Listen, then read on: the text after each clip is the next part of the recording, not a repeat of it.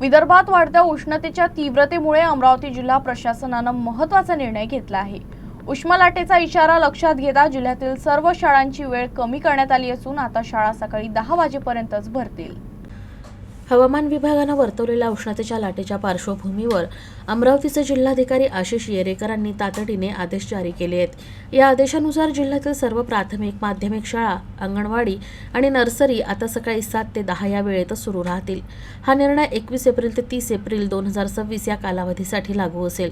विद्यार्थ्यांचं शैक्षणिक नुकसान टाळण्यासाठी सकाळी 10 नंतरचे वर्ग ऑनलाईन किंवा डिजिटल माध्यमातून घेण्याच्या सूचना शाळांना देण्यात आल्या आहेत। हा आदेश सर्व अनुदानित, विना अनुदानित आणि खासगी शाळांसाठी बंधनकारक आहे। वाढत्या तापमानाचा विद्यार्थ्यांच्या आरोग्यावर परिणाम होऊ नये यासाठी हा खबरदारीचा उपाय करण्यात आलाय।